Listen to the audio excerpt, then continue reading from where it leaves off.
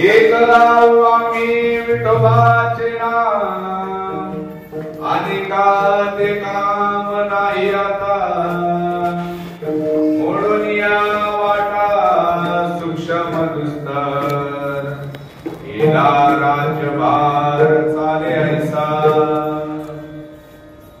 लावोनी मृदंग श्रुती टाळ घोष लावोनी मृदंग श्रुती टाळ घोष सेवू ब्रह्मरस आवडिले मोडून या वाटा सूक्ष्म दुस्तर केला राज्यभार चाले ऐसा तुका म्हणे महापातके पतित ऐसे आचे हित येडा मात्रे म्हणून या वाटा सूक्ष्म दुस्तर केला राज्यभार चाले ऐसा विठ्ठल विठ्ठल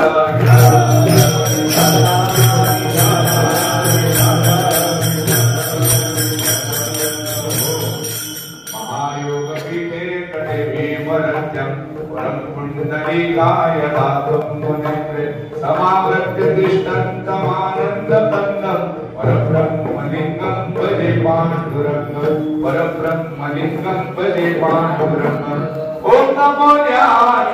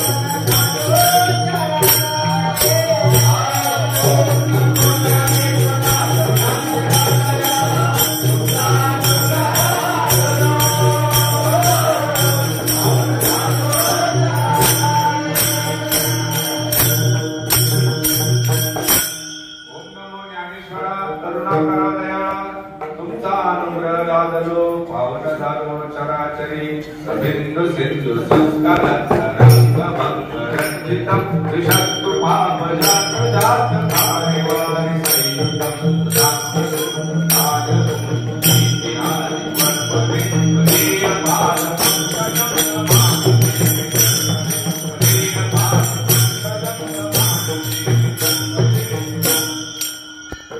एक लावू आम्ही विठोबाचे नाम आणि का ते काम नाही आता मोडून या वाटा सूक्ष्म दुस्तर केला राज्यभार चाले ऐसा विठ्ठल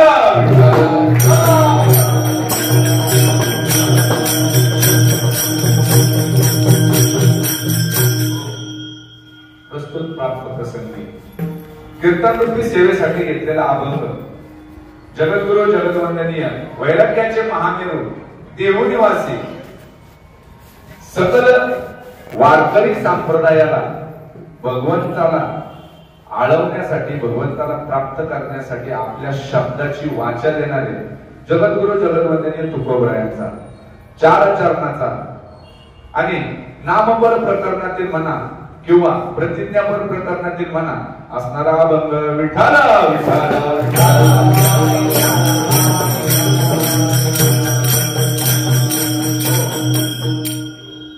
अभंगाच्या विस्ताराला सुरुवात करण्यापूर्वी हलकासा पर्याय देणे हे वक्त्याचं परम कर्तव्य. सालाबाद प्रमाणे म्हणताना येणार पिढ्यानं पिढ्या चालू असणारी परंपरा आपल्या असणारे श्री विठ्ठल रुक्मिणी देवस्थान खऱ्या अर्थाने परम पावन असं असणारं हे स्थळ की ज्या ठिकाणी जगद्गुरु जगद्वंदनीय तुकोबाराय ज्या वेळेला भगवंताच्या भेटीसाठी आषाढी वारीसाठी निघतात त्यावेळेला त्यांचं मुक्कामाचं असणारं प्रथम स्थान आणि याच स्थानावरती समस्त असणारा कुटे परिवार व आपला असणारा समस्त असणारा हनुमान भजनी मंडळ यांनी केलेल्या नियमाचं असणारं जे आहे एकादशीचं प्रत्येक एकादशीचं असणारं कीर्तन विठ्ठल विठ्ठल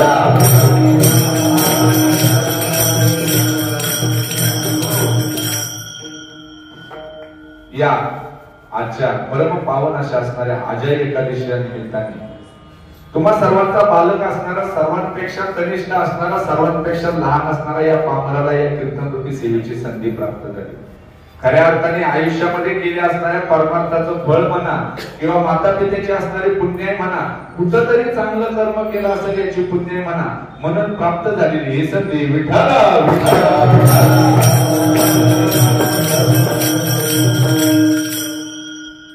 कीर्तनरूपी सेवेसाठी घेतलेला अभंग तुकोबरायांचा अभंग असणारा, तुकोबरायांचा कोणताही अभंग विनाकारण रचला गेलेला नाही. प्रत्येक अभंगाच्या रचनामागे जे आहे ना त्या रचनेमागे कोणता ना कोणता असणारा उद्देश, कोणती ना कोणती परिस्थिती त्या ठिकाणी जबाबदार होती. खऱ्या अर्थाने जर का बघायला गेलं, अभ्यासायला गेलं की तुकोबरायांच्या जीवनामध्ये असा कोणता प्रसंग आला आणि त्यांनी जो आहे ना हा निर्धार केला याच्याकडे थोडासा दृष्टिक्षेप टाकणं आपण जे आहे गरजेचं आहे.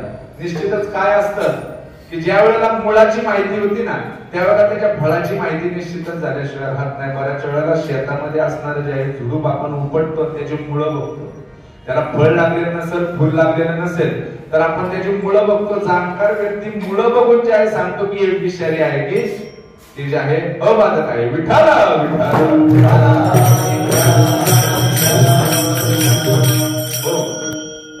तुकोबरायांच्या जीवनामध्ये अनेक विविध अडचणींचा सामोरा त्यांनी केला. खऱ्या अर्थाने दुष्काळामध्ये असताना अन्न करून जे असणारी त्यांची पत्नी जी आहे तिने प्राण ठेवला, त्यांचा असणारा पुत्र यांनीही प्राण ठेवला, त्यांचे असणारे मोठे बंधू एवढे मोठे जे आहे घरामध्ये एका वेळी जे असणारे जे आहेत ना 3-3 जणांचं जाणं झालं. खऱ्या अर्थाने बघायला जर गेलं तर घरामधल्या एखाद्या कर्त्या व्यक्तीचं किंवा घरातल्या असणाऱ्या जे आहेत ना एखाद्या सभासदाचं जाणं होणं हे निश्चितच त्या परिवारावरती आलेलं खूप मोठं संकट असतं आणि त्याच्यामध्ये मानसिक, आर्थिक, सामाजिक सर्व प्रकारचे जे आहे त्यांच्यावरती आघात झाल्याशिवाय राहत नाही. आणि त्या आघातामध्ये निश्चितच माणूस खचून जातो आणि खचून गेल्यानंतर त्या माणसाला सगळ्यात पहिला प्रश्न ओढतो की आता नेमकं काय करायचं. बघा प्रत्येक मनुष्याच्या जीवनामध्ये हा प्रश्न जे आहे ना कधी ना कधी निश्चितच पडलेला असणार की आता पुढे काय, आता मी नेमकं करू काय. आपल्या जवळ असलेला एखादा पर्याय टाकला किंवा आपल्या जवळचे असणारे मार्ग आपल्याला जे आहे दिसेनासे जर झाले आणि मग त्यावेळेला मग आपल्याला डोळ्यासमोर प्रश्न उभा राहतो की आता नेमकं काय. आणि अशी परिस्थिती तुकोबरायांच्या जे आहे त्यांच्यावरती जे आहे त्यांच्या मनामध्ये जे आहे निर्माण झाली. खऱ्या अर्थाने घरामध्ये या सर्व असणाऱ्या आपतेष्टांचं जाणं, स्वतःवरती पडलेली समस्त जबाबदारी, पण वारकरी संप्रदाय किंवा भगवंताच्या भक्तीचा असणारं प्रेम या सर्वांची तुलना कशा प्रकारे करायची हा प्रश्न तुकोबरायांना पडला. विठ्ठल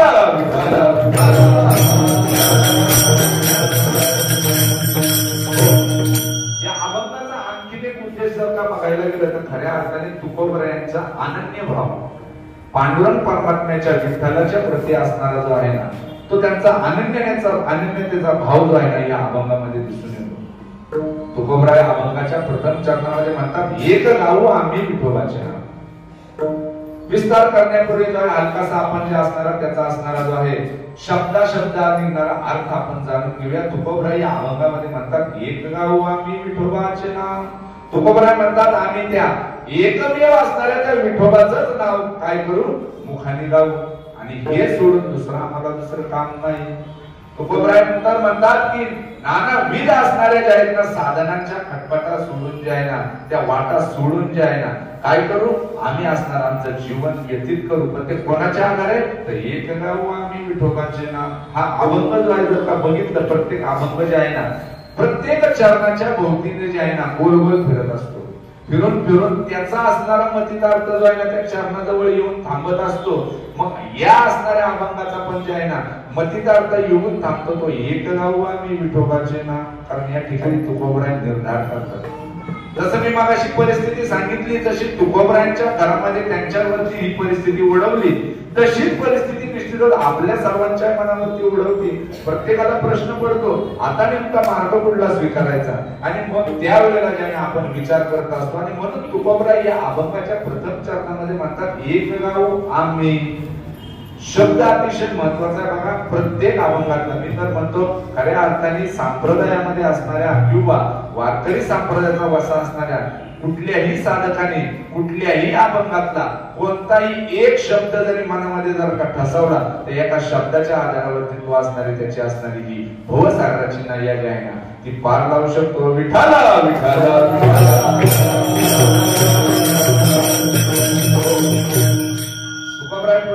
लावणी मृदंग श्रुती टाळ घोष सेवू ब्रह्मरस आवडीने. तुकोबराय म्हणतात की त्या विठोबाचं नाव गायण्यासाठी किंवा त्याचं नामस्मरण केल्यानंतर ज्या ब्रह्मरसाची जी आहे निर्मिती होईल ना, त्या ब्रह्मरसाची निर्मिती झालेल्या त्या ब्रह्मरसाचं मी अतिशय आवडीने काय करत सेवन करेल. आता बघा तुकोबरायांनी जर का ठरवलं असतं तर ते म्हणू शकत होते, एक गाईल मी विठोबाचे नाम आणि का ते काम नाही आता. पण खऱ्या अर्थाने जर का संतांच्या अवतरणाची पार्श्वभूमी जर का बघायला गेलं ना, तर ती जी आहे ना बघा दोघ जण अवतार धारण करतात. एक तर भगवंत अवतार धारण करतो आणि दुसरे संत अवतार धारण करतात. बघा याच्यामध्ये भगवंत जो आहे तो कुठल्या तरी नैमित्तिक कारणाने जे आहे अवतार धारण करतो, त्याचे असणारे दोनच निमित्त. खऱ्या अर्थाने बघा परम भाग्याचा दिवस आहे. पांडुरंग परमात्म्याच्या समोर जे असणारं राजस सुकुमार स्वरूप तुम्ही सर्व श्रोतेजन आणि आमचे गुरुवारी कोळंबकर गुरुजी या ठिकाणी उपस्थित आहेत. खऱ्या अर्थाने बघा की ज्या तत्वाप्रमाणे की श्री गुरु सारिका असता पाठीरागा इतरांचा लेखा कोणतरी खऱ्या अर्थाने आमच्या गुरुवारांच्या कृपाशोधाने निश्चितच या अभंगाला जे आहे ना, या अभंगाला जे आहे ना सोडवण्याचा प्रयत्न मी निश्चित करेन. तुकोबराय म्हणतात की या ठिकाणी संतांनी जे आहे तो अवतार धारण केला आणि देवाने जो अवतार धारण केला, याच्यामध्ये वेगवेगळी कारणं बघितली जातात. देवाला अवतरित होण्यासाठी दोन कारणं लागतात. पहिलं कारण असं असतं की त्या देवाची कुणीतरी आतोनात अनन्य अशी जी आहे ना भक्ती केली पाहिजे, आणि त्या भक्ताने अतिशय जे आहे ना प्रेमपूर्वक केविलवाल्या भावाने किंवा अनन्यपणे शरण जाऊन त्या भगवंताला आळवलं पाहिजे, आणि त्यावेळेला जे आहे ना तो भगवंत अवतार धारण करतो. भगवंताच्या अवताराचं दुसरं कारण जर का बघायला गेलं तर ज्या वेळेला धर्माला ग्लानी येते, गोब्राह्मणावरती संकट येतं, त्यावेळेला जे भगवंत या दुष्टांचा विनाश करण्यासाठी काय करतो, अवतार धारण करतो. विठाला विठाला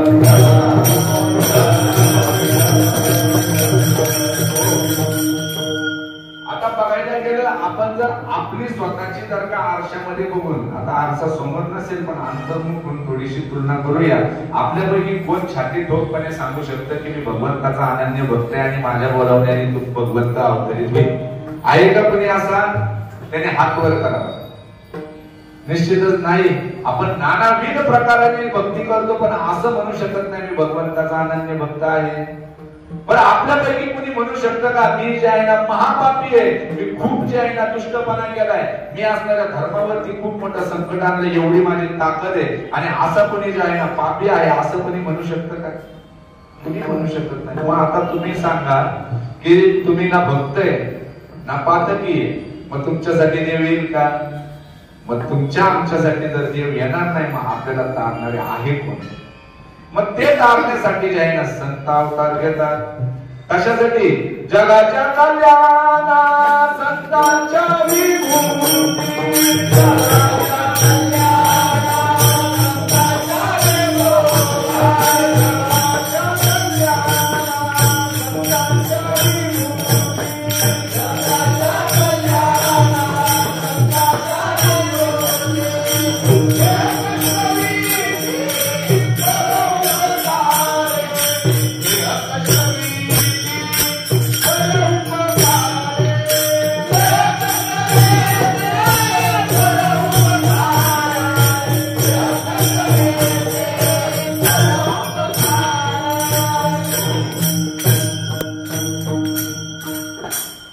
तुकोबरा या ठिकाणी म्हणतात जगाच्या कल्याणा संतांच्या विभूती. आता जे बघा खरं जर का तात्विक अर्थ जर बघितला की देवाने अवतरण करून किंवा अवतार धारण करून त्याचं काम संपून गेल्यानंतर जे काम शिल्लक राहतं, नवे नवे जे काम देवाला जमत नाही ना ते काम करण्यासाठी अवतार धारण करतात संत.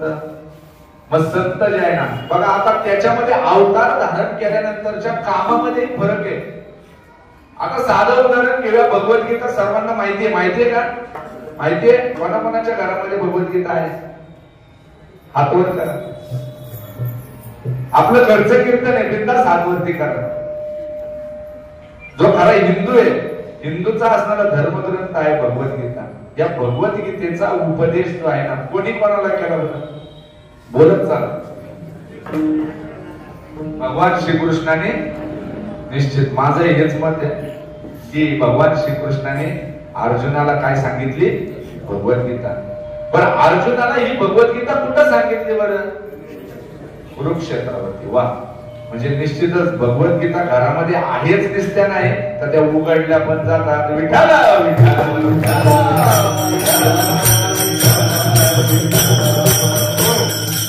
भगवद्गीता अर्जुनाला भगवान श्रीकृष्णाने सांगितली, या कुरुक्षेत्रामध्ये सांगितली.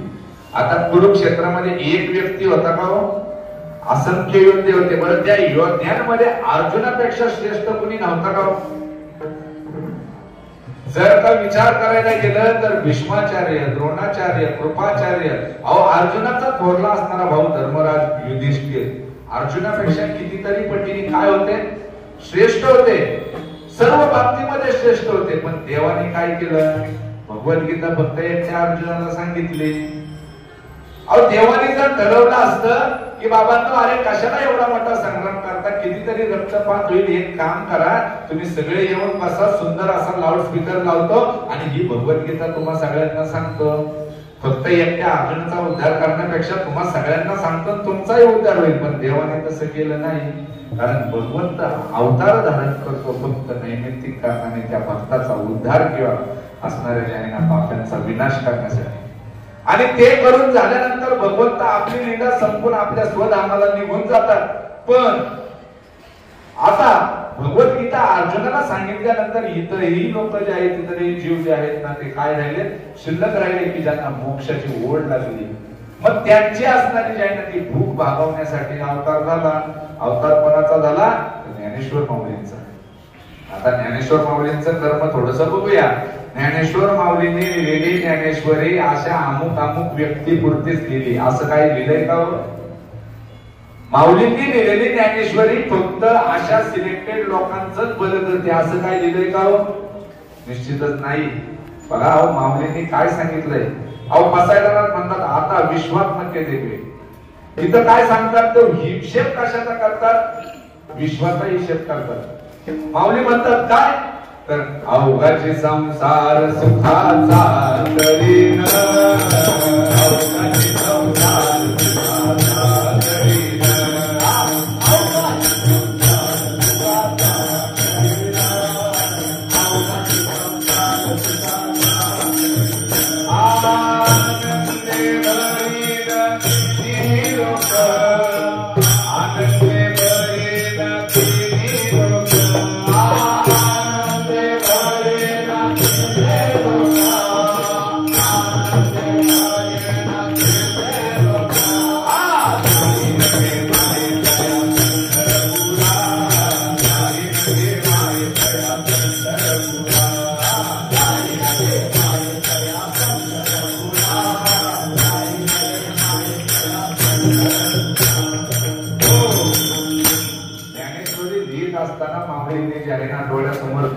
हात ठेवला की जो कोणी खटनट येते आणि मुक्त होऊन जाते. अहो ज्ञानेश्वरीचं अशी महती आहे. निश्चित जर बघायला गेलं आपण सगळे तळ्यातली बेडक झाले बरं का. आपण म्हणतोय कृपया कोणी राग मानू नका, मी तुमच्यातला असणारा तळ्यातला बेडूक आहे.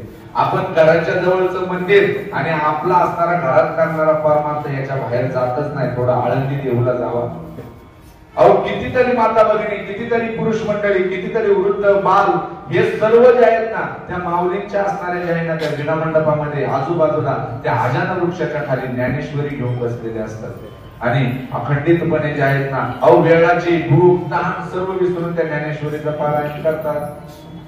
बघा, श्री गुरु चैतन्य महाराज देगलूरकरांच्या मुखामधून ऐकलेलं वाक्य खऱ्या अर्थाने या ठिकाणी ही ज्ञानेश्वरी जी आहे, या ज्ञानेश्वरीचं जे आहे ना, एक तत्व सांगितलेलं आहे. या ज्ञानेश्वरीतील असणारी एक जरी ओवी तुम्ही काय केली, अनुभवली किंवा तिचं असणारं जे आहे ना तुम्ही सानिध्य केलं, तर निश्चितच ती तुम्हाला मोक्ष प्रदान करून देऊ शकते.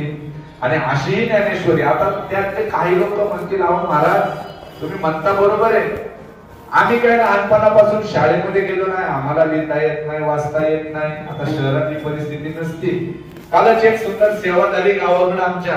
आता माता भगिनी अशिक्षित समाज, त्यांचा प्रश्न होता, महाराज ज्ञानेश्वरी वाचा, ज्ञानेश्वरीचं पारायण करा म्हणजे तुमचा उद्धार होईल.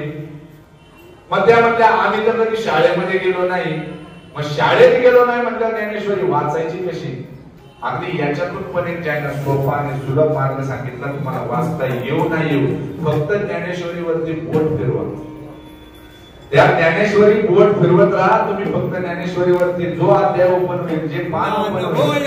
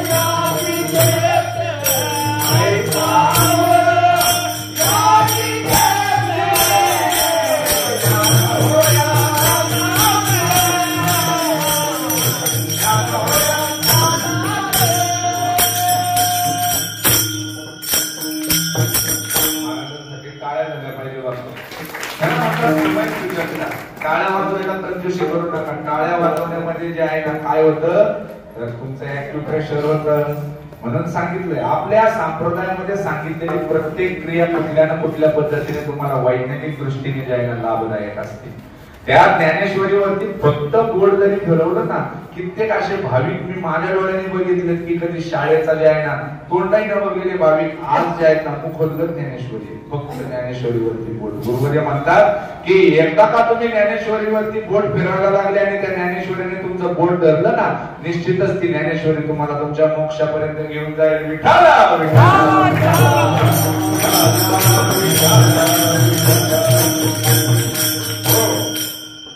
तुकोबरायांच्या या अभंगामध्ये जे आहे हेच तत्वनिष्ठ सांगितले.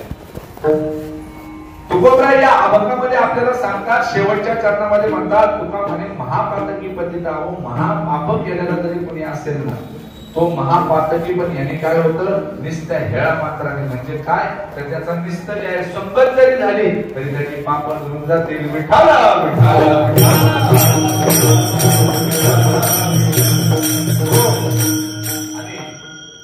आता हे असणारं जे आहे ना, हे वाक्य तुकोबरायांनी का उच्चारलं याचं थोडस आहे ना आपण चिंतन करायला गेलो. ज्या वेळेला तुकोबरायांवरती ही परिस्थिती निर्माण झाली, तुकोबराय रडत बसले नाही, फाशी लावून घेतली नाही, घरातलं सर्व काही गेलं. बघा, एक काळचे तुकशे वेडा तुक्या म्हणून जे आहे ना म्हणवे लागले, तरी पण तुकाराम महाराजांनी धीर सोडला नाही. खऱ्या अर्थाने तुकाराम महाराजांचा अवतार झाला कशासाठी होता, याचं थोडस जरा मागची पार्श्वभूमी आपण बघायला जाऊ. नामदेवरायांचा इतिहास सर्वांना माहितीये. भगवंताचे लढेवाळ असणारे भक्त, भगवंत ज्याच्या हाताने जे आहे भोजन करत होता, सगुण रूपामध्ये प्रगट होऊन त्यांच्या बरोबर खेळायचा, त्यांच्या घरी जायचा, अगदी त्यांच्या ज्या असणाऱ्या ज्या आहे ना प्रत्येक मागण्या पूर्ण करायचा, असे नामदेवराय. नामदेवरायांनी भगवंताची भक्ती करत असताना जे आहे ना, एक जे आहे ना सद्गुरूचा कृपा कटाक्ष झाल्यानंतर बरं का, हे ठळक अक्षरामध्ये लिहून घ्या. कारण काय, गुरुचरणी ठेविता भाव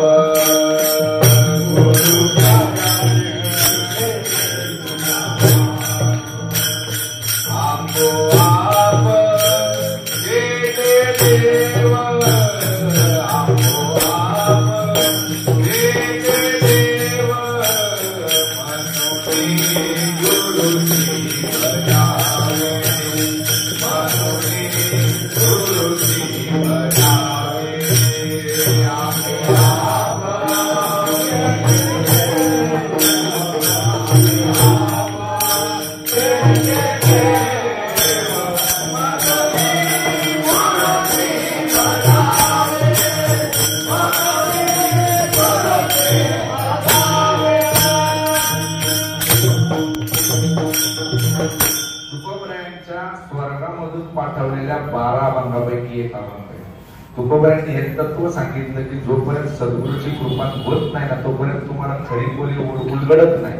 तुम्हाला वाटत मी डिग्री घेतली, मी खूप मोठे सर्टिफिकेट आणले, पण जोपर्यंत सद्गुरूचा कृपा कटाक्ष तुमच्यावर होत नाही, त्यांचं असणार वरद हस्त तुमच्या मस्तकावर पडत नाही, तोपर्यंत तुम्हाला भगवंताची प्राप्ती किंवा भगवंताची ओळख होऊ शकत नाही.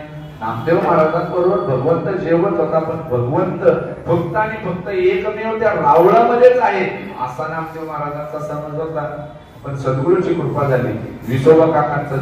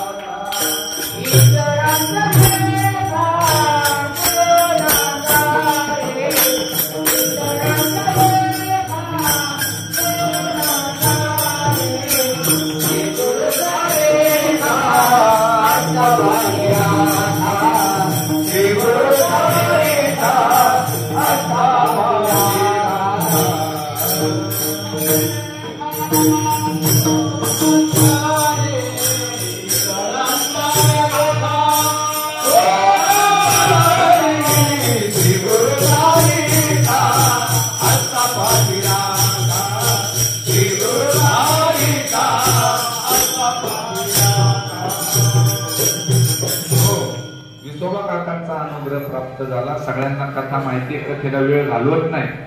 निश्चितच जे आहे विठ्ठल जळी स्थळी भरला रेता ठाव नाही उरला, या तत्वाची खऱ्या अर्थाने ओळख नामदेव महाराजांना सद्गुरूची कृपा झाल्यावरती झाली.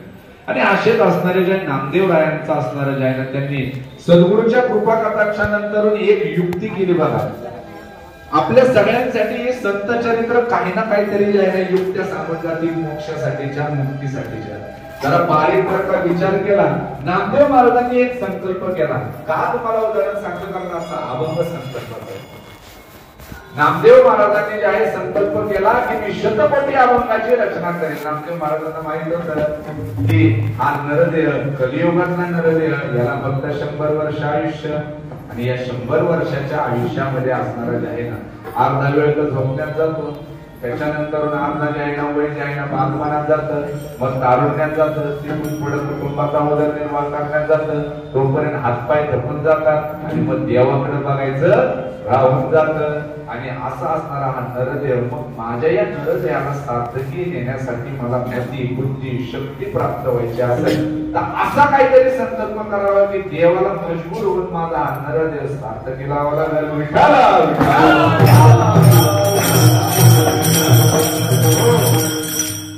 नामदेव रायांनी संकल्प केला शतकोटी अभंगाचा. पांडुरंग परमात्मा म्हणले अरे नामा हे काय संकल्प केला, शक्य आहे का हे? बघा नामदेव महाराजांनी एकट्याचा विचार नाही केला. सांगून गेलो संत कधी स्वतःचा विचार करत नाही. बघा संत त्याला म्हणतात बघा 4 वर्ग बघितले जातात. एक वर्ग असा असतो जो म्हणतो की माझं भलं हवं, दुसऱ्याचं नाही झालं तरी चालेल.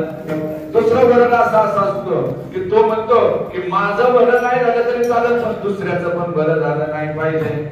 आणि तिसरा जो वर्ग असा असतो तो म्हणतो माझंही भलं व्हावं आणि इतरांचंही भलं व्हावं. आणि तो वर्ग म्हणजे खऱ्या अर्थाने संतांचा वर्ग. विठ्ठल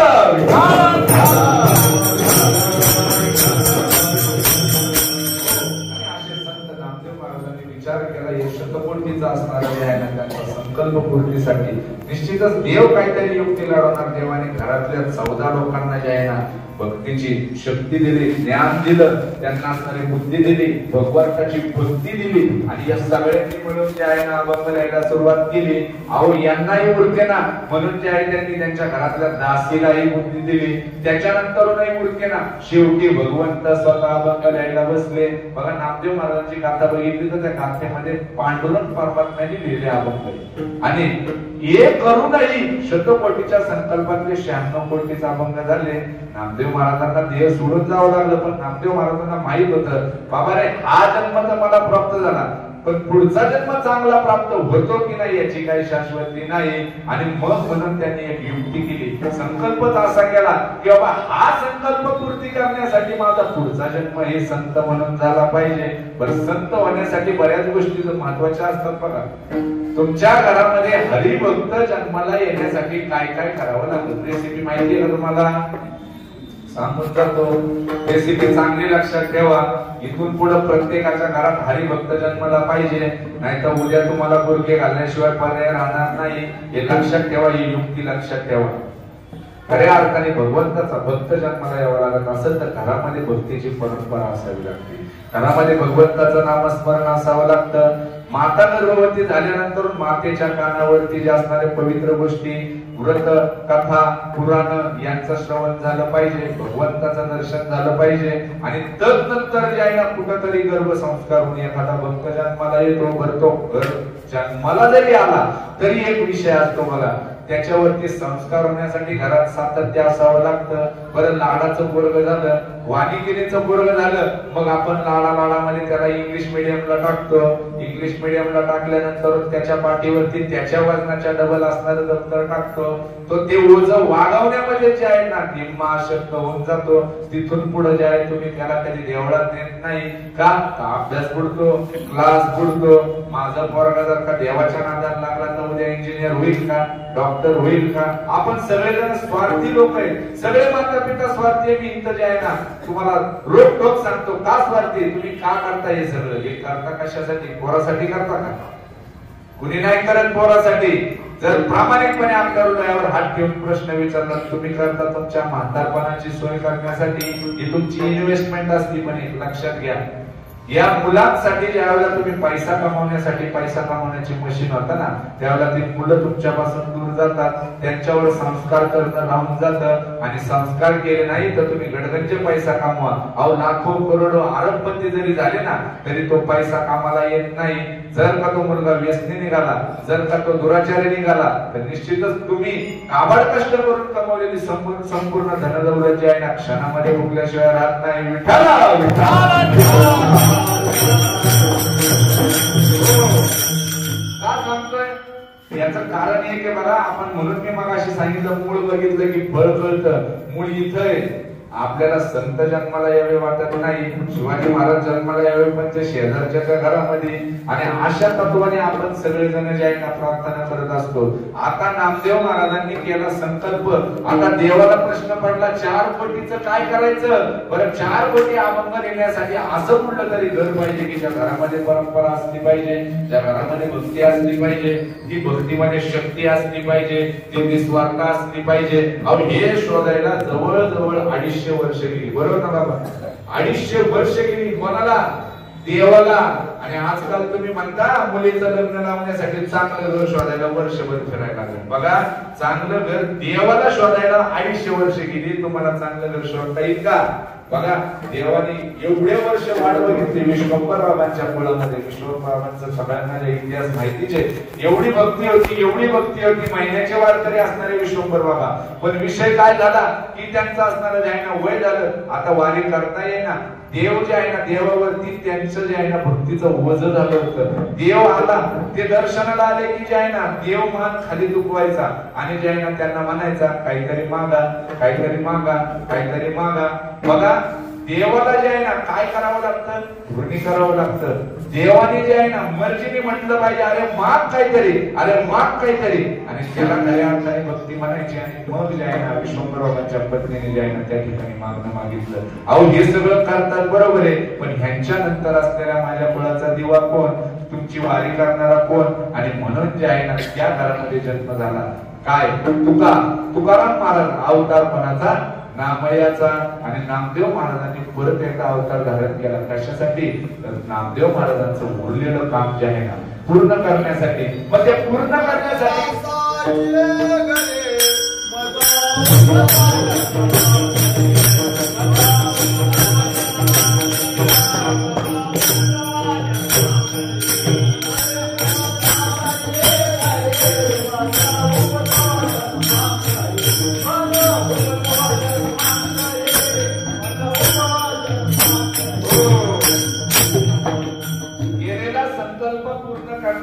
मला जन्म द्या म्हणून तुकाराम महाराज छाती ठोक सांगतात ना लगे मुक्ती धनसंपदा किंवा मला गर्भवास द्या. आता आपण जे आहे ना सगळेजण एकाच नौकेत प्रवास करतोय कशासाठी हो हेलपाटे चुकवायचे ना तुम्हाला कोणाकोणाला चुकवायचे सांगा बरं हेलपाटे कोणाकोणाला चुकवायचे सगळे शांत झाले हात वर करत चला नाव घेत चला कोणाकोणाला जे आहे ना आपला हेलपाटा चुकवायचा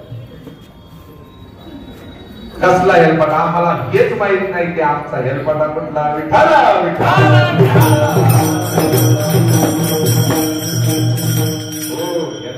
जन्म आणि मरणाचा असणार हा हेलपाटा सुखाचा एका जन्म घेणार सुखाचं एका मरण घेणार भाऊ जन्माला यायचं म्हणलं तरी किती जे आहे ना त्या बाळकाला त्याच्या आईला किती त्रास सहन करायला लागतो आईच्या गर्भामध्ये किती त्रास सहन करायला लागतो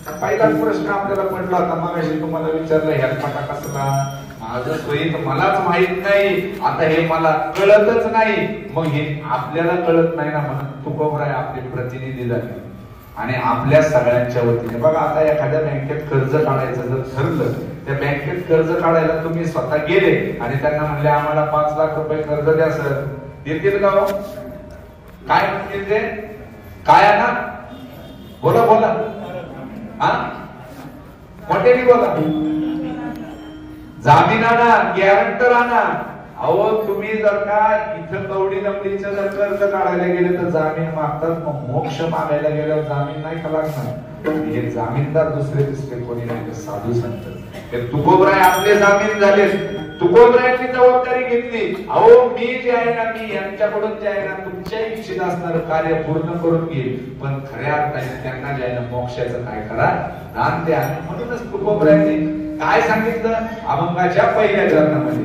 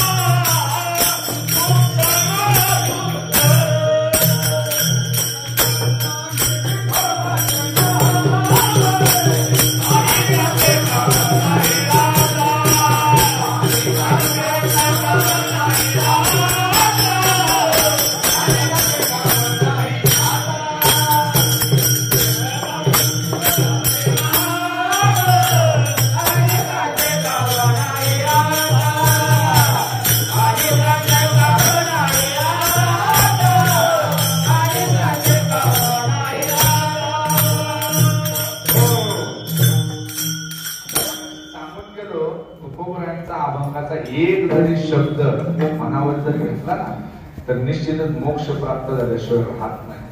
आता आपण एक प्रयोग करूया. तुकोबरायांचं म्हणणं काय मी तुम्हाला अनन्यता सांगितलं. अनन्यतेसाठी एक छोटासा दृष्टांत सांगतो. आपल्याकडचे असणारे बरेच साधू संत जे आहे ना वेगवेगळ्या तीर्थयात्रेला जातात आणि असेच एक साधू जे आहे आपल्या अनुयायांसोबत जे आहे ना वृंदावनला गेले.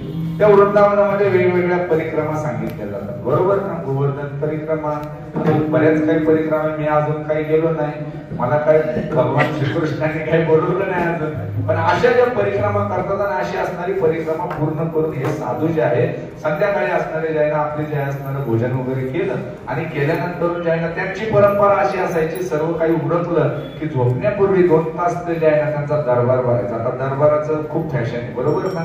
बरेच आपले येडे जे आहेत ना त्या दरबारामध्ये जातात वर काय तर प्रश्न घेऊन. तो समोरचा जो आहे तुमच्या मनातली असलेली गोष्ट ओळखतो आणि मग तुम्हाला लिहून देतो. तुम्ही तिथं रडता, तुम्ही तिथं हसता, तुम्ही तिथं काय करता, उड्या मारता. अहो आपण शहाणे काय येडे. एक लक्षात घ्या, जरी समोरच्या माणसाने तुमचं कितीतरी भविष्य ओळखलं, तुमचं असणारं प्रार्थना ओळखलं, ते प्रार्थना टाळायची आपल्यामध्ये क्षमता आहे का? जर काय एखाद्याचा मृत्यू जर का लिहिलेला आहे आणि तो मृत्यू जर का 2 दिवसानंतर दिलाय, त्याच्याकडे ताकद आहे का त्याची मृत्यू टाळायची? मग कशासाठी आपण ज्योतिषाच्या मागे लागतो? कशासाठी आपण भविष्य बघायला जातो? कशासाठी आपण जे आहे ना कुंडलींच्या मागे लागतो? काही गरज नाही. खऱ्या अर्थाने बघायला गेलं तर प्राप्त झालेली संधी बघा, संधी याच्यामधला असणारे शब्द म्हणून मी सांगत होतो एक. आता एकला लावूच तुकोबराय म्हणतात आम्ही एकच गाऊ विठोबाचे नाम. आम्ही गाऊच काय विठोबाचे नाम. काय आम्ही विठोबाचेच काय करू गाऊ नाम. त्याच्यानंतर काय सांगितलं, आम्ही नामच गाऊ. तुकोबराय इथं अनन्यता दाखवतात. उदाहरण सांगतो, यांचा दरबार भरला आणि दरबार भरल्यावरती प्रश्नोत्तर चालू झाले. तिथं शास्त्रार्थ चालू झाला. ते जे गुरुजी होते मस्तपैकी उंच आसनावरती बसले होते व्यासपीठावरती आणि जे आहे ना ते जाहीर असलेल्या शिष्यांवरती आपल्या ज्ञानाचे असणारे जे आहे ना संपूर्ण प्रभाव पाडत होते. आता झालं असं, त्या असणाऱ्या जे आहे ना त्या गोकुळामध्ये त्या मथुरेमध्ये असणाऱ्या जे आहे ना तिथला असणारा एक असणारा गोपी जो आहे ना तो काय झालं, दिवसभर जे आहे आपल्या दुधाची विक्री करून जे आहे ना मथुरेवरून परत माघारी येत होता. आणि येत असताना त्यांनी काय केलं, दूध विकलं मिळालेल्या पैशातून जे आहे ना एक ज्वारीचं पोतं विकत घेतलं. 100 किलोचं पोतं घेतलं. आता त्या काळाचे जे आहेत ना गोपी पैलवान होते, त्यांना 100 किलो उचलत होतं. डोक्यावरती जे आहे ना ते पोतं घेऊन तो निघाला आणि ज्या वाटेने जात असताना ही जे आहे घोळका दिसला. आता साहजिक घोळका झाला की आपण जातो ना कशासाठी, चौकशीला जातो करून नाही, आम्ही जातो फोटो काढायला, आम्ही जातो सेल्फी काढायला. एखादा पुढतोय तर लांबून सेल्फी काढून त्याचं पुढणं बघतात. एखादा वायरला चिटकलाय तर त्याला जे आहे ना लांबून त्याची शूटिंग काढून व्हायरल करतात. आजकाल जे आहे ना लोकांना एखाद्याला वाचवण्यापेक्षा स्वतःचे फॉलोअर्स वाढवण्यामध्ये खूप जे आहे ना पुरुषार्थ वाटतो. आता यालाही गर्दी दिसली, म्हणला काय चाललंय नेमकं बघावं तरी. बरं गेलं डोक्यावरचं पोतं खाली टाकलं, मग काहीतरी चाललंय हे कळण्यासाठी तो समोर म्हणला थोडा वेळ थांबू आपण ऐकू. मग बसायला काय तर त्यांनी जे पोतं खाली टाकलं त्या पोत्यावर दिसतो असणारा गोपी बसला. आता झाली गंमत अशी, पोतं होतं 100 किलोचं. उभं टाकल्यानंतर त्या पोत्याची उंची अशी झाली एवढी आणि तो त्या पोत्यावर बसला आणि समोर बसलेला तो जो साधू, तो जो कोण होता ना काय म्हणतात त्याला, हुशार असणारा जे आहे ना ज्ञानी असणारा जो आहे ना त्यांनी बघितला आणि म्हटला माझ्या समोर उंच आसनावर बसतो. अशी जी एकदा पुढे झाली होती, आठवतं का तुम्हाला सगळ्यांना? आठवतं का? नाही आठवत. आपण सगळं ऐकतो, सगळं बघतो, पण आपल्याला आठवत नाही. आपल्याला कळतं पण ते ओळख नाही. लंकेमध्ये ज्यावेळेला मारुतीराया गेले, मारुतीराया रावणाच्या समोर बसायला गेले ना, आपल्या शेपटीचं आसन केलं ते रावणाच्या पेक्षा उंच, का तर त्याचं गर्व आरण करण्यासाठी. इथं तो गोपी जो आहे त्या पोत्यावर बसला, त्याच्या ध्यानी नाही म्हणजे तो आपला त्याचं होतं ते आसन त्याने घेतलं. त्याला काय माहिती याची उंची जास्त असतील कमी असतील, त्या असणाऱ्या ज्या आहे ना समोरच्या त्या असणाऱ्या गुरुनी बघितलं आणि बघितल्यावरती हे कोण आहे तो, तुला कळतं का नाही, तुला अक्कल आहे का नाही, मी कोण तू कोण आणि माझ्यापेक्षा उंच आसनावरती बसतो, कोण आहेस तू? आता तो गोपी तिथला गावाला होता. आता तुम्ही कल्पना करा, तुमच्या गावात एखादा नवीन पाहुणा आला, तो जर तुम्हाला म्हणाला कोण रे तो, उत्तर द्याल का? तुम्ही म्हणसान कोण रे तू? त्या गोप्याने पण विचारलं, अरे बाबा माझं गाव, माझी जमीन, तू कोण मला विचारणारा? आता तो म्हणला, आता हा काही आपल्याला बऱ्या बोलाने उत्तर देत नाही, हा काही आपल्याला दिसत नाही. मग तो जो ज्ञानी होता त्याच्याकडे शस्त्र होतं ज्ञानाचं. मग तो म्हणला ह्याला थोडं शास्त्रीय भाषेत सांगूया, म्हणजे हा गप बसलं इथून निघून जाईल. येड्याला अजून येडं बनवायचं, पोट भरायचं आजकालचा धंदा आहे, लक्षात ठेवा. आजच लोकांचे वंशज त्यांच्याबरोबर बसलो होतो, बराच वेळ चर्चा झाली. म्हणलं आजकाल काय झालंय की लोक येडी आहेत आणि त्यांना अजून येडं बनवून पोट भरायचं काम चाललंय. विठ्ठल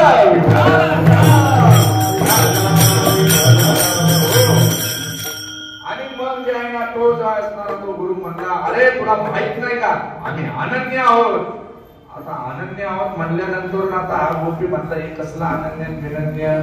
तर मग तो गोपी पण म्हणला हा मला काहीतरी वाकडे तिकडे उत्तर देऊन हसवायला बघतो का? तो म्हणला तू अनन्य तर मी धनन्य. आता मला असं म्हटल्यानंतर ह्याची तळपायची केली मस्तकाला, आधी एवढ्या शिष्यांसमोर चव घालवली आणि आता करायचं काय? आणि मग जे आहे ना मग तो म्हणला हे फनन्य म्हणजे काय? तर तो गोपी म्हणला ते अनन्य म्हणजे काय?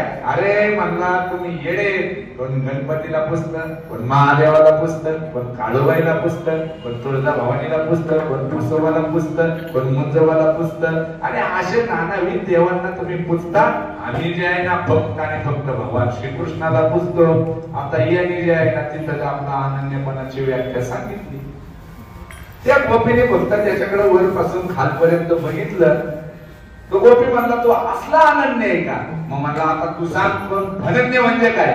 मग धनन्य म्हणजे काय सांगताना तो म्हणला अरे बाबा तुला जे आहे ना हे बाकीचे म्हसोबा, हे असणारे तुळजा भवानी, हे महादेव ही नावं तरी माहितीये, आम्हाला कृष्ण सोडून जे आहे ना कुठलंच नाव माहिती नाही. आता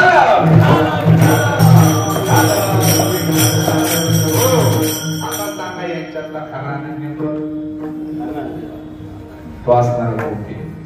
या अभंगामध्ये सांगतात अरे बाबांनो जर का तुम्हाला लवकरात लवकर फळ असं पाहिजे असेल, आता माता भगिनींची संख्या जी असते तशी तर मला वाटतं गणित बहिणी समान आहे, पण त्यांचा पारड उंच आहे सध्या लाडकी बहीणमुळे, मुख्यमंत्री प्रसन्न नाही त्यांच्यावरती. तुम्ही मला एक गोष्ट सांगा, घरामध्ये 4 राजन आहेत आणि तुमच्या सासूबाईंनी तुम्हाला सांगितलंय की राजन पूर्ण भर, एक तरी राजन पूर्ण भर, तुम्ही काय करसान? प्रत्येक राजनामध्ये एक एक हांडावर सांगतो. बोला तुम्हाला मान गेला काय करसान? एकाच राजनामध्ये तुम्ही काय करसान? तुमचं पाण्यावर सांग, त्यावेळेला तो काय होईल? लवकर बदल. पण आपण झालोय सिजनेबल, फक्त श्रावण झाले की महादेवाचे, तिथून पुढे गेले की गणपतीचे, तिथून पुढे गेले की आलीच दिवाळी, तिथून पुढे गेले की आलेच नवरात्र. आणि आपण काय करतो? सिजनेबल पण पद्धतीने त्या सिजनेबल त्या देवतांना पुजतो. बघा ही खऱ्या अर्थाने जर बघायला गेलं की सगळी रूपं ते एकमेव त्या भगवंताची. कोणाची पूजी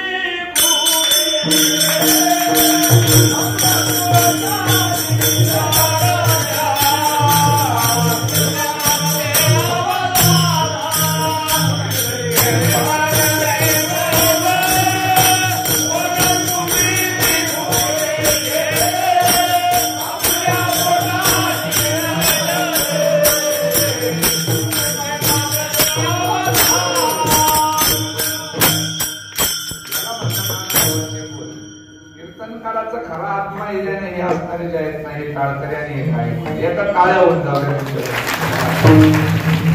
बरोबर मोक्यापेक्षा शोका मारणं जे आहे ना हे मुरलेले असणारे वारकऱ्याचं जे आहे ना खऱ्या अर्थाने जे आहे ना तिथं लक्षण असतं. यंत्रिक शेंद्रिक जी दैवत तुमच्यासाठी कोंबडं मागतात, कोणी पोळ्या मागतं, कोणी काय मागतं, कोणी काय मागतं, कोणी जे आहे तिखटाचं मागतं, कोणी गोडाचं मागतं. जे स्वतःसाठी भीक मागतंय ते दैवत तुमचं भलं करील का?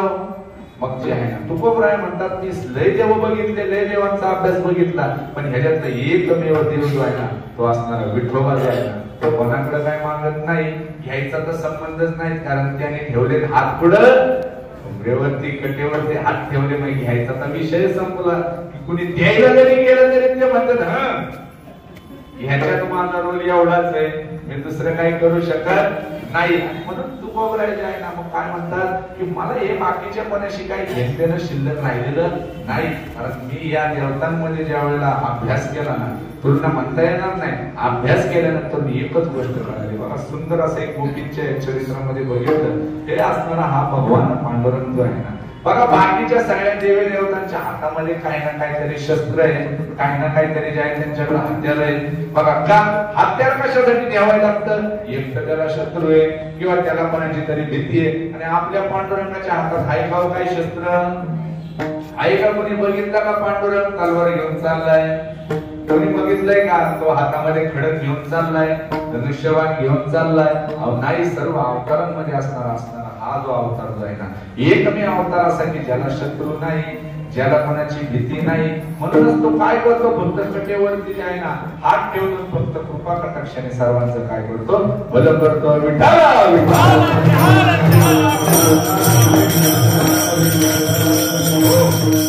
आता जर का आपल्याला आता एक गोष्ट सिद्ध झाली, तुकोबराय काय म्हणतात, आता आपल्यासाठी जामीन झाले, पण नेमक्या बँकेत कुठले अर्ज करायचा हे बी जाणकार माणसाला माहित असतं. नाहीतर जे आहे ज्याचे असणारे मॅनेजर, ज्याचे असणारे सभासद पळून जाणारे असतील, अशा एखाद्या पतसंस्थेला अर्ज केला किंवा अशा ठिकाणी जर का तुम्ही गेले किंवा एखाद्या बँकेत ज्याच्यात फंडच गोळा होत नाही, अशा बँकेमध्ये जर का तुम्ही जाऊन कर्ज मागितलं तर भेटल का हो? त्यांच्याकडेच नसतं तर तुम्हाला पण देतील. आणि मग असा असणारा जो आहे ना, दिलदार असणारा आणि त्याच्यावरती कृपेचा असणारा जे आहे ना, संपूर्णपणे जे आहे ना पाखर टाकणारा हा भगवंत तुकोबरायांनी जे आहे ना निवडला, तो म्हणजे विठोबा. आणि मग तुकोबराय म्हणतात की मोडोनिया वाटा, मोडोनिया वाटा, मोडोनिया वाटा, मोडोनिया वाटा.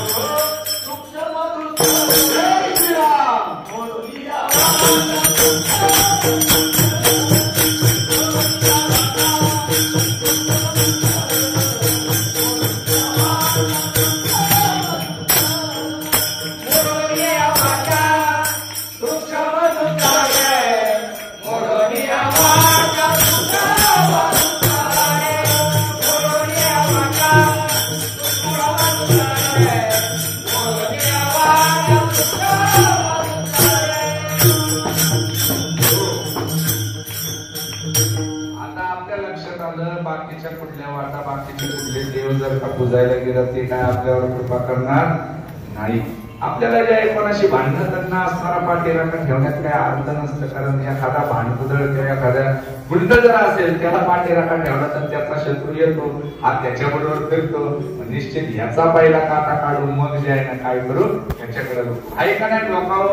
हा मात्र परमात्मा सगळ्यांचं भलं करण्यासाठी विटेवर तर देऊन जे आहे ना विटेवरती उभा आहे. या पांडुरंगाला तुकोबरायांनी निवडलं. तुकोबराय म्हणतात मोडोनी या वाटा सूक्ष्म दिसतात. आता वाटा कुठल्या कुठल्या कसल्या कसल्या वाटा असतात. आता गावाकडे राहिलेली सगळी मंडळी आहे. तुम्ही मला एक गोष्ट सांगा, गावाकडे बरेच आहेत ना वनातले मार्ग किंवा गवतातले. आता पावसाळा झालाय, सगळ्यांना माहितीये की एखाद्या गावामध्ये जे आहे ना एखाद्या गावातून बाहेर जाण्यासाठी किंवा जवळ जाण्यासाठी एखादी वाट असती. त्या वाटेवरती जे आहे ना जुनी लोक जे आहे ना वारंवार चालत जाऊन चालत येऊन चालत जाऊन चालत येऊन तिथं पायवाट तयार झालेली असते. आणि मग त्याच्यानंतर जो कोणी असेल ना त्याला सहज गतीने वाट शोधायला लागती का नाही. ते काय करतात, त्यांनी चाललेली असतात. तुका म्हणे सोपी केली पायवाट. काय तुकाराम महाराजांनी सोपी करून दिलेली ही जी पायवाट आहे, आणि अशाच पायवाट आपण जुन्या लोकांच्या जे आहे ना त्याच्यावर चालतो, ते सहज जे आहे ना आपण तिथपर्यंत पोहोचतो. पण बऱ्याच वेळेला गंमत अशी होती बरं, झालेली अशी गंमत बघा, संतांना का वारंवार अवतार घ्यायला लागतात. तुम्ही म्हणता बरं ठीक आहे, माऊलींच्या मनात आलं न्याय करायचाय, जगाचा उद्धार करायचाय, सगळ्यांना जे मोक्ष प्राप्त करून द्यायचा, थांबायचं होतं ना, कशाला समाधी घेतली, प्रश्न आहे ना. कधी विचार केला का तुम्ही? अहो जर का यांना जगाचं कल्याण करायचं होतं, यांच्या अधिकारात होतं, येणं त्यांच्या हातात, जाणं त्यांच्या हातात, मग कशाला समाधी घेतली? बघा खऱ्या अर्थाने बघितलं तर संत ज्या कामासाठी येतात ना, ते काम पूर्ण झाले की त्या ठिकाणी क्षणभरही थांबत नाही. हा संतांचा असणारा गुणधर्म. माऊलींनी त्यांचं कार्य पूर्ण केलं, वाट दाखवून गेले, पण आपण सगळे आळशी, आपण सगळे काय आळशी. अहो चालून चालून त्यांनी जी पायवाट तयार केली ना, आपण त्या वाटेने चाललोच नाही. अहो माऊलींनी सुंदर असा जे आहे ना प्राकृतामध्ये भगवद्गीतेचा तुम्हाला काय दिला, अर्थ जे आहे ना काढून दिला ज्ञानेश्वरीच्या रूपाने. किती जणांनी ज्ञानेश्वरीचा जे आहे ना पाठपुरावा केला, किती जणांनी ओळीवर विश्वास ठेवला, किती जणांनी स्वतःचा उद्धार करून घेतला, आणि मग नाही गेला त्या पायवाटेने कोणी चाललं नाही की परत तिथं झाडं झुडपं वाढत जातात. मग परत एकदा त्या दिशेला जाण्यासाठी जे आहे ना, मग जे आहे ना काय करतात, तर संत पुन्हा एकदा अवतार धारण करतात. मग परत एकदा तो मार्ग जे आहे ना मार्गक्रमण करतात, तिथपर्यंत चालून येतात, चालून तुम्हाला दाखवतात, या इथं काय काटाकुटा नाही, इथं काय साप नाही. कालच गावाकडे गेलो, आमच्या गावाकडे बिबट्यांचं बी घ्या दिवसा ढवळ्या माणसांना ओढून नेतात. आणि मग आशा जे आहेत ना, मग गावाकडे त्यांना विचारायला लागतं, बाबा मामा अहो नेमकं कुठल्या रस्त्याने येऊ जिथं बिबट्या नाही, जिथं मला धोका नाही, जिथं गचका नाही, जिथं चिखल नाही, जिथं माझी गाडी पंक्चर होणार नाही, असा कुठला तरी मार्ग सांगा. असे जाणकार असणारे जे आहेत ना ते साधू संत यांनी आपल्याला मार्ग पुन्हा पुन्हा दाखवून दिले. पण आपण आळस करतो, त्या वाटेने चालत नाही, पुन्हा एकदा त्या वाटा पुसट होऊन जातात, पुन्हा पुन्हा संत जन्माला येतात. आणि मग जे आहे ना असणाऱ्या या सर्व असणाऱ्या वाटा, आता वाटांमध्ये पण बराच फरक असतो बघा. आजकाल काय झालंय तुम्हाला सांगतो, जगामध्ये गुरूंचं दुकान चालू झालंय, जागोजागी गुरूच्या कपडे टाकलेले बरोबर ना, सत्य आहे ना. असे कितीतरी जे आहेत ना नाना प्रकारच्या खटपाटा सांगत तुम्हाला बोलावण्यात. म्हणून मी तुम्हाला सांगितलं आपण सगळे येडे, आणि ते जे वर बसलेत ना ते अजून येडे बनवतात, आणि तुम्हाला काय करतात, तुमचा फायदा उठवतात.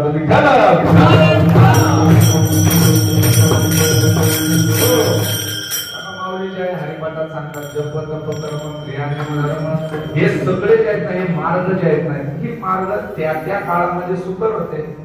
जप करणं, तप कर्म, कर्म करणं, हे जे आहे त्यावेळेला जे आहेत ना जमत होतं, म्हणून ते काय करत होते. साधं उदाहरण घ्या, यज्ञ करायला जर गेलं, यज्ञ करण्यासाठी सगळ्यात पहिला सात्विक ब्राह्मण लागतो, तो जो आहे ना वेदपाठी लागतो, तो व्रतस्थ लागतो. असा ब्राह्मण भेटत का आपल्याला? प्रश्नचिन्ह. प्रत्येक ब्राह्मणाची पूजा तर बघितली ना, मी काही जवळून बघितले, जवळजवळ 20 वर्ष भोलेश्वराची सेवा करताना प्रत्येक ब्राह्मणाच्या पूजेमध्ये वेगळ्याच पद्धती वापरल्या जातात. कोण कसं तर कोण कशा पद्धतीने जे आहेत ना, कोण कुठला मंत्र म्हणतं, कोण कुठल्या पद्धतीने, कोण आधी आंघोळ घालतं तर कोण पहिलं दूध घालतं. बघा अशा जे आहे नानाविध खटपटा, आणि अशा आता ब्राह्मण भेटणार नाही, त्याच्यात तूप ओतावं लागतं. ते तूप जे आहे ना ते तूप कसं चमच्याने नाही, पळीने नाही, काडीने नाही, ते तूप हत्तीच्या सोंड एवढी धार लावून ते ओतावं लागतं. आहे का शक्य? आजकाल ओरिजिनल गाईचं तूप भेटणं मुश्किल आहे, इथं बघायला भेटणं मुश्किल आहे. आहे का शक्य यज्ञ करणं? नाही. तप करणं शक्य आहे का? बघा श्री गुरु चैतन्य महाराजच सांगतात, चला माझ्याकडे बरेच साधक येतात, ते म्हणतात भगवत प्राप्तीचा मार्ग सांगा. तुम्ही त्यांना सांगतो एक काम करा, समाधी लावा, अशी अशी आसनं करा, कुंडलिनी जागृत करा, आणि झालं तुम्ही मुक्त. एकदा तुम्हाला जे आहे असं सांगतात, ते क्रिया शेवटची क्रिया जी आपल्या असणाऱ्या वरच्या पडजीवीतून अमृताचे थेंब पडतात, म्हणजे तुम्ही अमर होऊन जाता. आता याच्यातल्या ज्या क्रिया आहेत, अहो इथं कीर्तनाला बसल्यावरती तासभर एका मांडीवर बसणं आपल्याला जमत नाही, तर तुम्ही असणाऱ्या त्या तपामध्ये तुम्ही करू शकता. आहे का शक्य? नाही. पुढे जाऊ, कर्माकडे जाऊया. कर्म कर्मकांड जे सांगतात बघा, आचमन करायला सांगतात, गोविंदाय नमः, माधवाय नमः, केशवाय नमः, मधुसूदनाय नमः आधी काय सांगतात, हातामध्ये पाणी घ्या आणि मग ते काय करा, पहिलं खाली सोडा, नंतर 3 वेळा प्या, मग परत एकदा खाली सोडा, मग परत जे आहे कृष्णावरती घाला. आता पूर्ण सांगत नाही, तुम्हाला वाटतं हे पूजा घालतं बरं काय, सगळं बघितलेलं आहे, समोर डोळ्याने बघितलेलं आहे. बरं याच्यात एक शास्त्र असतं, जे पुढे पाणी घेतलं जातं ना, त्या हातात घेतलेलं जे पाणी, अहो साधा ते तर झाली पूजेचा विषय. तुम्ही जेवताना वजनी कवल घ्या म्हणताना जे आहे ना, जे पाणी हातात घेतलं जातं ना, मसूरच्या डाळीचा एक दाणा म्हणजे एक डाळ, ती जेवढी भिजल ना तेवढंच पाणी घ्यावं लागतं. जर का त्याच्यापेक्षा थोडं जास्त झालं, थोडं कमी झालं तर तुम्हाला मद्यप्राशन केल्याचं पाप लागतं. आता कर्म जमल, साधं जेवताना ते त्या मापाचं पाणी घ्यायचं म्हणल्यावर किती अवघड आहे, कसं मोजायचं, मसूरची डाळ टाकून बघायची का, जमणार आहे का? आणि म्हणून जे ना तुकोबराय मग दुसऱ्या चरणात म्हणतात, मोडून या वाटास हे बारीक सारीक शास्त्र हे बघण्यापेक्षा, अरे बाबा तुम्ही काम करा, तुम्हाला साधं सोपं सांगतो, तुम्ही काय करा, उठता बसता घेता देता हसता खेळता रडता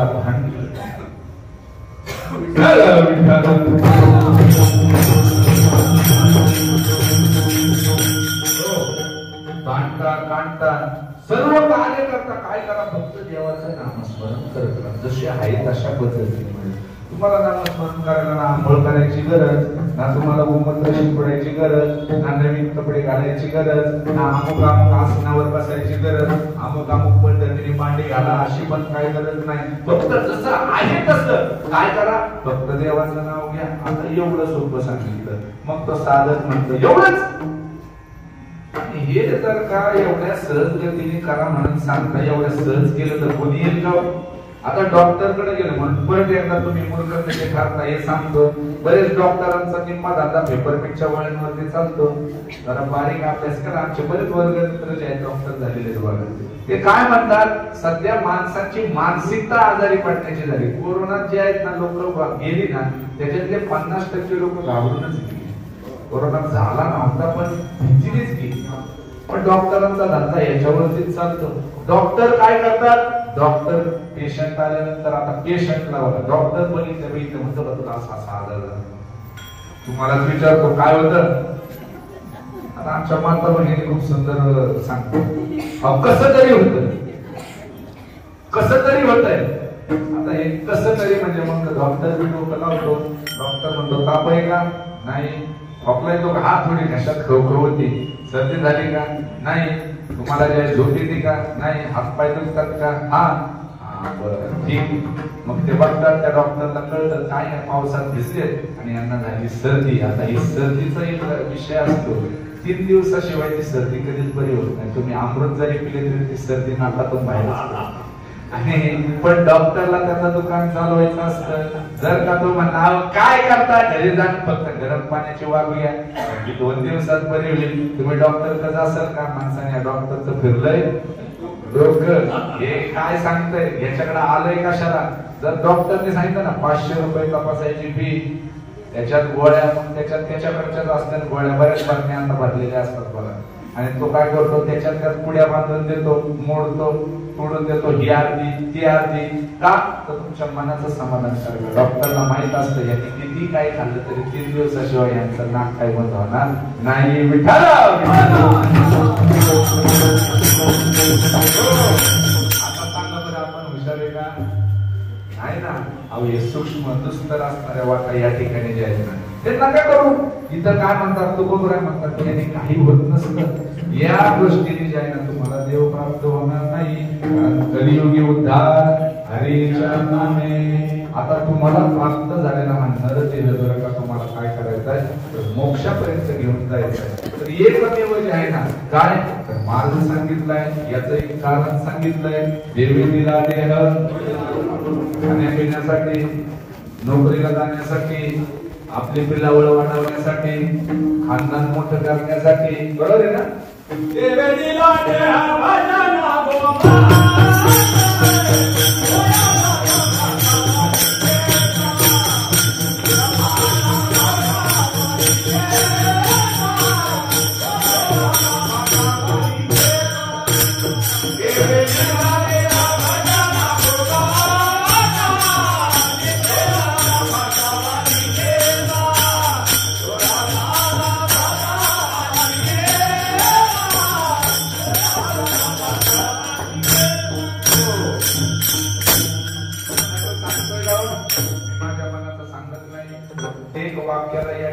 प्रमाण आहे. प्रमाण कोणाचं आहे?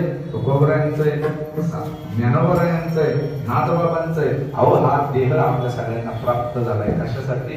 भजनासाठी. अहो जन्माचं जर का बघितलं जरा थोडासा इतिहास मागं बघायला गेलं, मला सवय लागली आता जरा मागं जाऊन बघायची. आधी मुळ्यातला हात घालायचा, नेमकं काय थोडं जाणकारांमध्ये राहिल्यानंतर आम्हालाही कळायला लागलं की बाबा काय जे आहे ना नेमकं कुठं मुळाशी धरायचं आणि कुठं कसं सूत्र काढायचं. आता याच्यात जर का बघायला गेलं जन्माचं मूळ पाहिले शोधून जन्म घेणे लागे वासनेच्या संख्येत. मागच्या जन्मात काहीतरी वासना होती म्हणून हा जन्म प्राप्त झाला. नामदेवरायांची वासना होती शतपटी अभंगाची म्हणून परत माणूस झाले.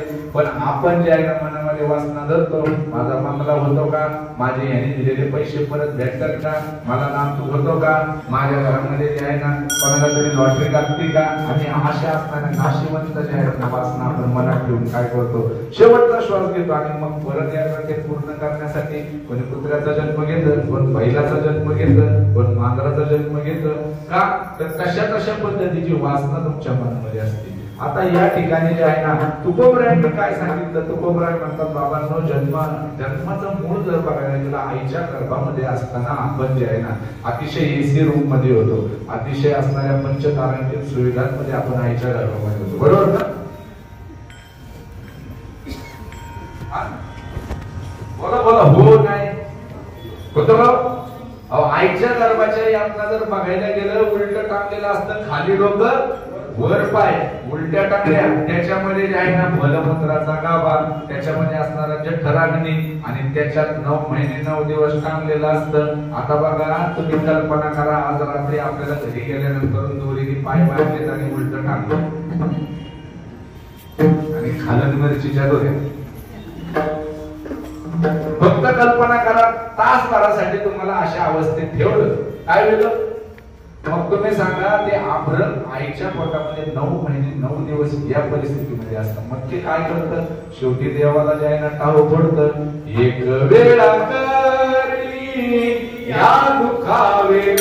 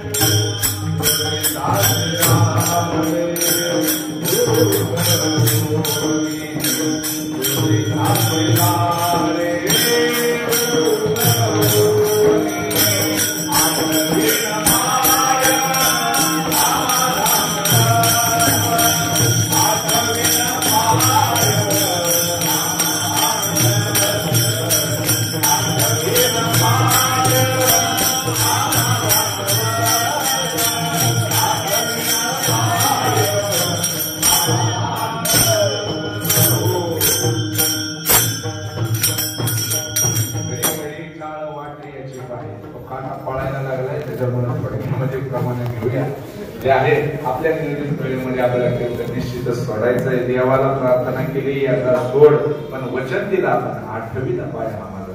मग तो कोबर आहे काही मनातलं बोलले का, त्यांच्या मनाचं काय सांगितलं का त्यांनी की मी एक मी विठोबाचे नाव, हे त्यांनी म्हणलंय का. हे वचन कोणी दिलंय, तुम्ही आम्ही दिलंय. आणि त्यावेळेला जे आहे ना काय झालंय, भगवंताने जे आहे ना तुमची काय केली, मातेच्या गर्भाच्या यावरणातून मुक्तता केली. आणि मग जे आहे ना त्यावेळेला जे आहे ना देवाने जे आहे ना सांगितलं, एक नाम सांगितलं सोहम सोहम. काही जण आता मुक्त सांगतात, पण आमच्या संप्रदायामध्ये हे मंत्र सगळे खुले करून सांगितले. आता तिथं सोहम मंत्र दिला, त्याच्या उच्चारावरती 9 महिने 9 दिवस जिवंत राहिला, मातेच्या गर्भातून बाहेर आला. पण बाहेर आल्यानंतर गंमत अशी झाली, या मायेचा वारा लागला आणि त्या सोहमचा झाला कोहम सोहम कोहम. कवा कवा कवा कवा. बाळ म्हणताना असंच म्हणतं ना कवा कवा. देव म्हणत असतो हे माझं नाव, तर म्हणतो कवा. देव म्हणतो हे माझं नाव कवा.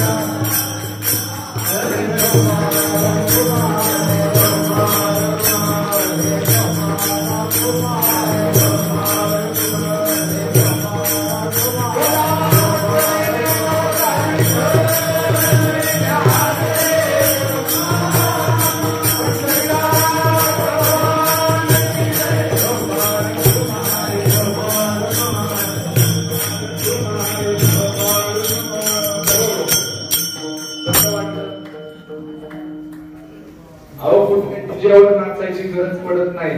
आमच्या मनात आलं ना कधीतरी ज्याला नाचायचं बाहेर जर का डीजे वाजायला लागले ना, मी माझ्या मुलाला म्हणतो काळ मृदंग मग लावणी मृदंग श्रुती टाळ घोष मी गळ्यात टाळ घेतो आणि हेच भजन आम्ही ज्याला तासन तास करत बसतो. आमच्याकडे कोणाला गर्दीची गरज पडत नाही, कुठल्या माणसाची गरज पडत नाही, कोणी बघणाऱ्याची गरज पडत नाही. कारण हे जे काम जे आहे ना हे कोणासाठी करतो आपण, हे नामस्मरण तुमच्यासाठी करतात. खऱ्या अर्थाने बघितलं अखंडितपणे जेव्हा या विठ्ठलाचं नामस्मरण करतात, श्वासाचा अवरोध करताना तिथं पण प्राणायाम घडलं. जे समाधी अवस्थेला जाण्यासाठी गरज असते ना, इकडून ती वाकडी वेगळे टाकलेली कुंडलीनी वाकडी बाजूला काढायची म्हणलं ना, बेमताच्या देठापासून देवाचं नामस्मरण केलं ना, तिला प्रतीची जी असणारी वेटोला सोडावा लागतो आणि ती आपसुकच एक एक अवस्था वरती सरकत जाते. वरती सरकत जाऊन जाऊन बरोबर असणार जे आहे ना 10वा दरवाजा ती काय करते उघडते आणि तो एकदा का दरवाजा उघडला की मग आपल्याला सत्य कळतं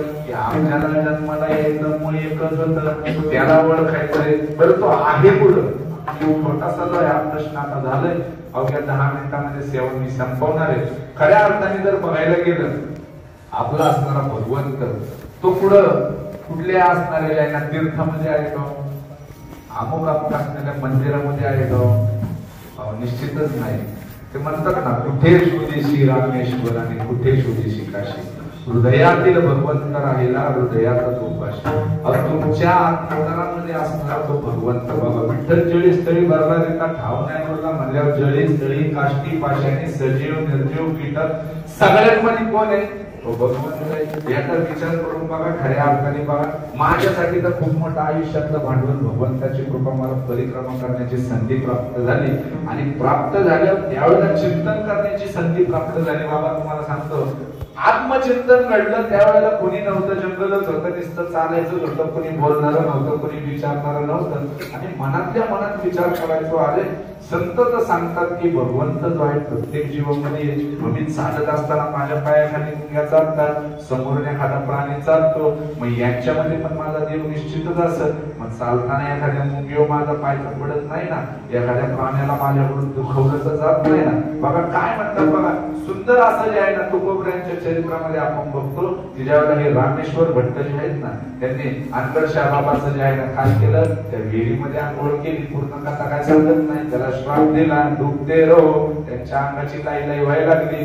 माऊलीकडे गेले, माऊलीकडे गेल्यावर माऊलीने सांगितलं आमचं कोर्ट बंद झालं, आमच्याकडे काय नाही, आता अधिकार तिकडच्या कोर्टात, देऊच्या कोर्टात. अहो कोणाकडं? तुकोबांकडे, ज्याचा तुम्ही अपराध केला. मग आता तुकोबांकडे गेला, आता आपल्याकडे जे आहे ना एखाद्याने खोडी काढली, तो माफी मागायला आले, आपण पहिलं काय करू? नाही ते त्या समाधान होईपर्यंत वागडं तिकडं त्याला बोलू, त्याचं पार अगदी जे आहे ना नामोशी करू आणि मग नंतर मग विचार करू त्याला सोडायचं का नाही, याला सुटका द्यायची का नाही. पण तुकोबऱ्यांनी तसं केलं नाही, कारण संत होते ते. संतांचा गुण हा जो आहे ना हृदयी कळवळा, त्यांच्या मनामध्ये कळवळा असतो. कशाचा? तर समोरच्या असणाऱ्या जीवाच्या उद्धाराचा. तुकोबऱ्यांनी एकच अभंग लिहून दिला, त्या अभंगाचं पारायण करायला सांगितलं. काय? चित्त शुद्ध तरी शत्रू मित्र होती. तुकोबऱ्यांनी स्वतःच्या आयुष्यात अनुभवलेला तो जो आहे ना अनुभव होता. घरामधून बाहेर पडताना एकदा ज्या भंडाऱ्यावर जाताना झाला असं, घरातून बाहेर पडले आणि समोर असणाऱ्या चिमण्या त्यांना उडून गेले. बघा बरं का, संत किती बारीक विचार करतात, आपण करत नाही. आपल्या समोरची माणसं जरी वाकडं पण करत निघून गेली तर आपण म्हणतात त्याचं तोंडच वाकडं, काय करायचं मला.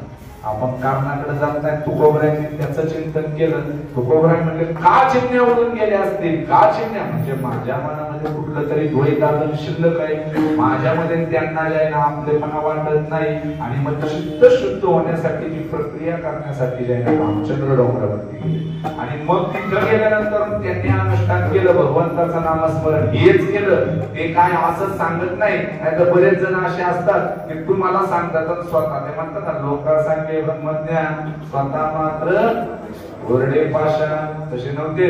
तुकोबऱ्यांनी जे आहे ना ही युक्ती जी आहे ना आजमावलेली होती, स्वतःवरती प्रयोग केला होता. भामचंद्रावरती विठ्ठल नामाचा अखंडित जप केला, देवाचं चिंतन केलं, देवाचा ध्यान धरला आणि मग जे आहे ना देव नानाविध रूपामध्ये प्रगट झाला. कधी सापाच्या रूपात आला, कधी विश्वाच्या रूपात आला. तिथे जे आहे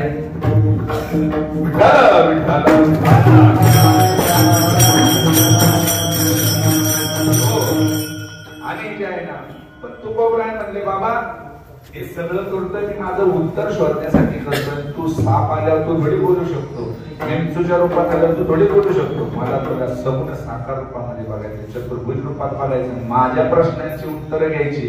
त्या अर्जुनाला कसं सहाय्य केलं, मला का नाही करत? तुम्ही प्रयोग करून बघा बरं का. मी माझ्या आयुष्यामध्ये प्रयोग करून बघितला. मोठेपणा माझं सांगत नाही या ठिकाणी, माझ्या मातोश्री पण येऊन बसले त्या ठिकाणी.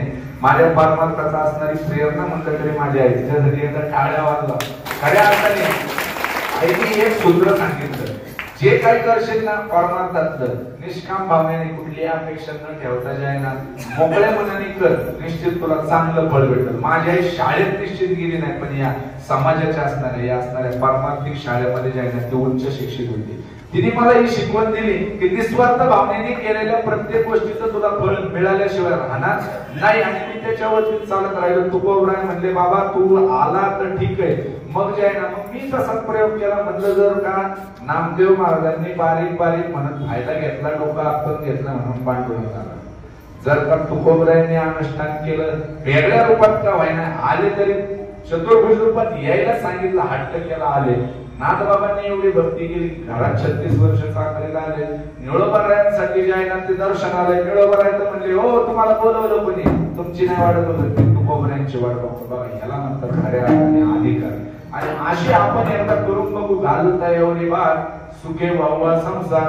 आपण एक काम करू. आता बघा प्रवासात आपण जात असलो ना, डोक्यावरती पिशवी जर असेल तर वारीमध्ये असतं बघा बऱ्याच वेळेला त्याला नवरा बायको दोघं चालत असतात, बायको डोक्यावर पिशवी घेऊन चालते बरोबर, नवरा चालतो.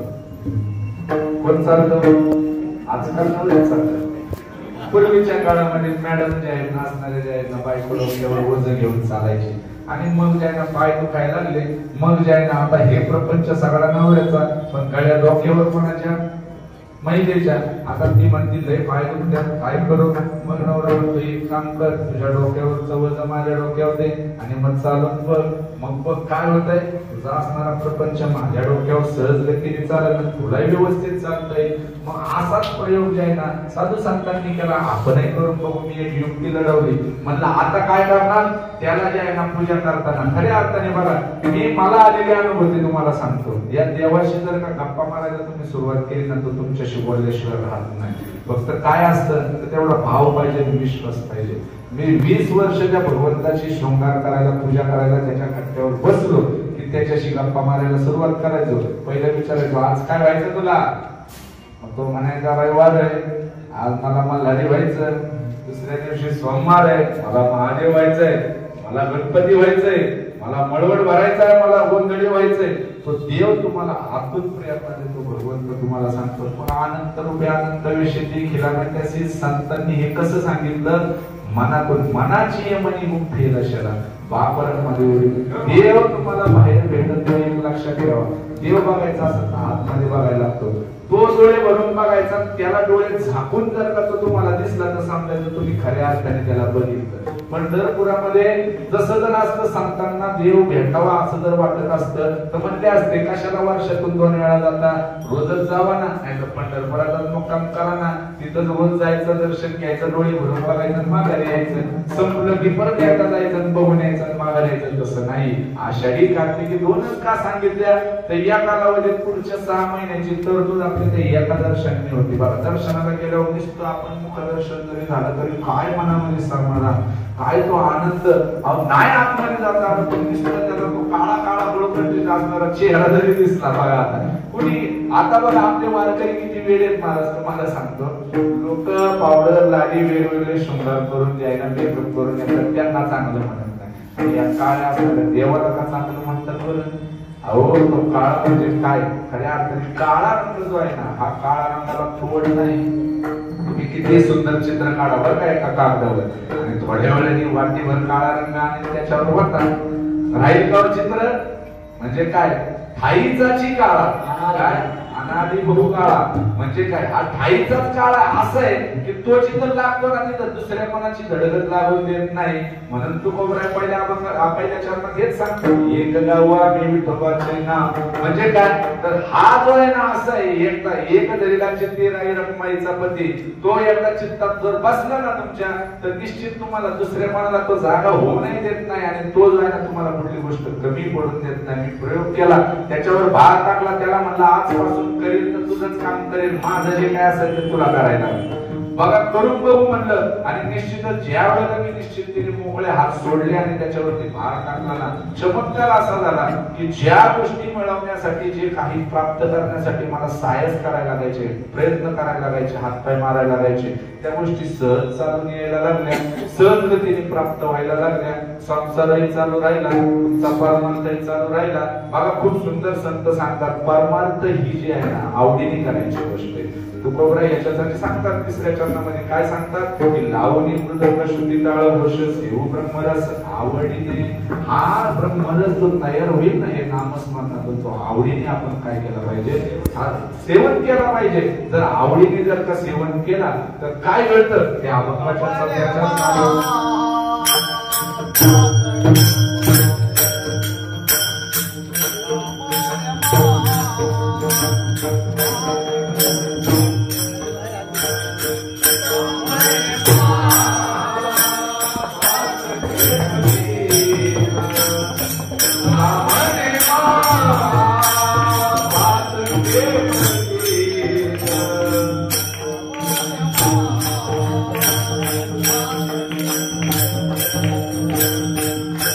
Hallelujah.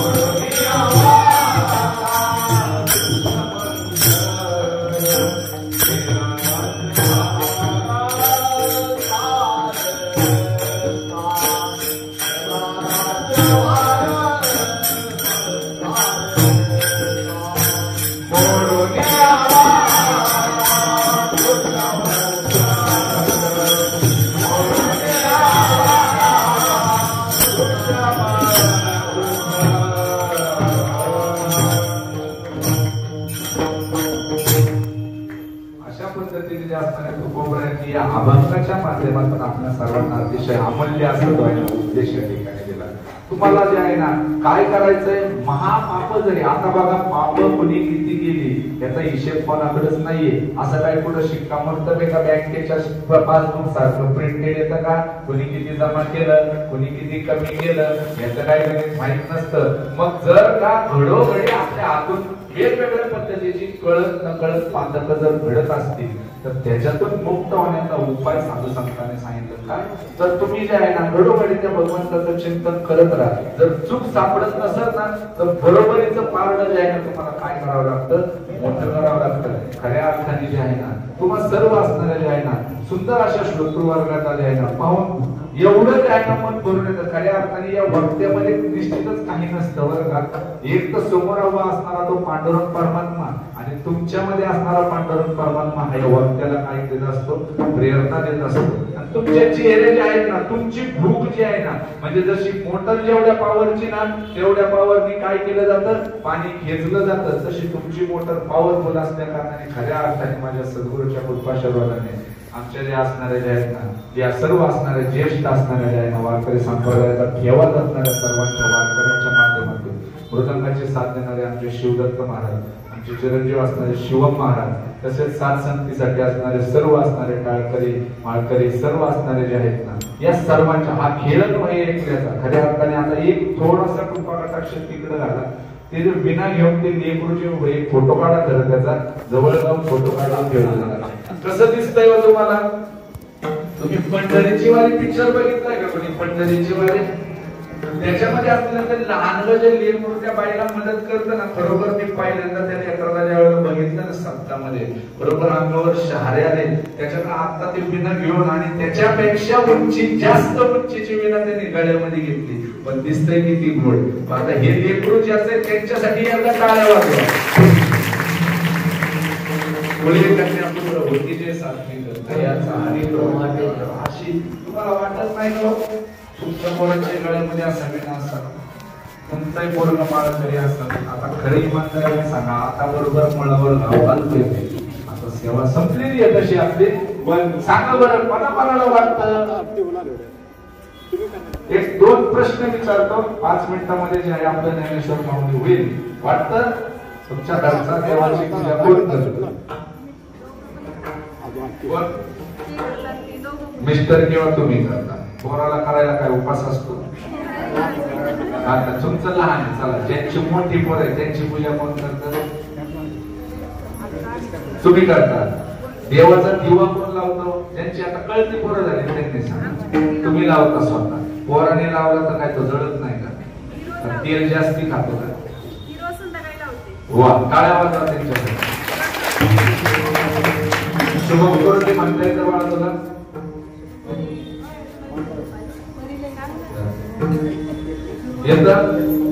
एक थोडासा जे आहे सगळ्यांनी आपलं आत्मपरीक्षण करा. घरी गेल्यानंतर आपण आपल्या मुलांना अशा पद्धतीने नटवण्यासाठी काय प्रयत्न करतो, आपण कुठले सायस करतो, किती कीर्तनांना आपण आपल्या लेकरांना घेऊन जातो, किती ठिकाणी ते लेकरांना आपण नियम नेमून देतो. आता हे जे पोरग जे आहे ना याला कळत नव्हतं, त्या वयाचं होतं तेव्हापासून देवाची पूजा करतो.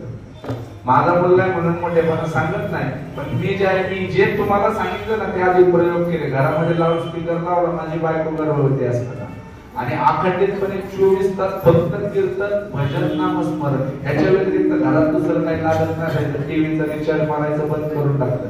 आणि जे आहे ना जन्माला आल्यानंतर पण काय करायचं, त्याला खेळण्यासाठी रडायला लागला की त्याच्या शेजारी जे आहे आमच्या गुरुवारी जे वैकुंठवासी गौरी गुरुजींनी दिलेला छोटासा मृदंग होता, तो मृदंग घेऊन त्याच्या पाळण्याजवळ बसायचो आणि त्याच्याबरोबर आपण जसं जमतंय तसं वाजवायचं. तो जे त्या नादामध्ये काय व्हायचा, शांत व्हायचा. प्रयोग तर करून बघू म्हणलं काय होतं, पण आज त्याचं फळ तुमच्या सगळ्यांच्या समोर आहे.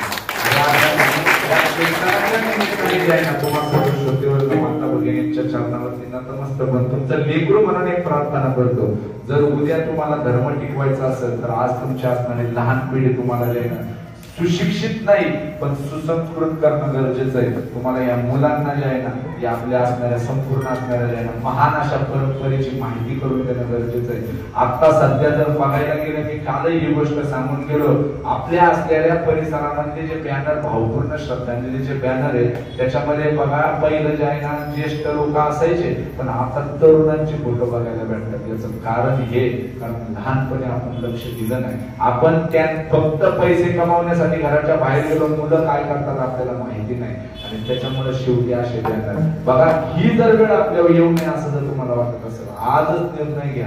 तुमचे मुलं असतील, तुमची नातवंड असतील, शेजारी पाजारी भाचे असतील, या सगळ्यांच्या घरच्यांना सांगा तुम्ही स्वतः मनात धरा, संस्कार करायचा. माझा आहे मुलगा, बघा 6 वर्षापासून मी ज्याने एक छोटासा प्रयत्न केला, परंतु बघू म्हटलं मी काय खूप मोठा नाही, पण घरोघरी टाळकरी तयार करण्याचा मी एक संकल्प केला. तुम्ही सगळे बघता आपल्या इथं होणाऱ्या उत्सवामध्ये माझे छोटे छोटे टाळकरी जे आहेत, टाळ घेऊन उड्या मारतात, अतिशय आनंदामध्ये नाचतात, गातात, तालावरती नाचतात. मी प्रयत्न असा केला की घरोघरी जे आहे ना ही असणारी या संप्रदायाची ज्योत पेटवून द्यायची. एकदा एक मुलगा जर का सुसंस्कारित झाला ना, तर त्याचं पूर्ण कुळ तिथं पुढचं जे आहे ना, मोठेपणा सांगत नाही. काल मी कीर्तन करून आलो, आमचे संपूर्ण असणारे नातेवाईक तिथं जमले आणि म्हणजे आपल्या खानदानात पहिला कीर्तनकार जन्माला आला. काय मोठेपणा माझा निश्चित नाही, मोठेपणा आपल्या संप्रदायाचा आहे. जर तुमची मुलं चांगल्या ठिकाणी दिसली तर गौरव तुमचा होणार आहे, आणि ह्याच्यासाठी तुम्ही सर्वांनी जे आहे ना निश्चित प्रयत्न करा. एक वेळ खाणं पिणं साधं भेटू द्या, पण संस्कार जे आहे ना त्यांना ब्रँडेड द्यायचा प्रयत्न करा. आपल्या परिसरातील सर्व जे असणाऱ्या गुरुजन मंडळींना मी विनंती करतो, आमचे गुरुजी तिथं हे सुरूच केलं कित्येक वर्षापासून, आपल्या परिसरात संप्रदाय पसरवण्याचं, मृदंग शिकवणं, भजन शिकवणं, टाळ शिकवणं, अगदी जे आहे ना प्रत्येकाचं कर्तव्य. तुम्ही जे आहे ना प्रत्येकाला, ज्याला भगवंतांनी या संप्रदायाची दीक्षा दिली, संप्रदायाचं जे आहे ना तुम्हाला सहभागी करून दिलं ना, निदान एक तरी वारकरी तुमच्याकडून तयार झाला पाहिजे, ही जबाबदारी प्रत्येकाने घेतली पाहिजे. उद्या आपल्या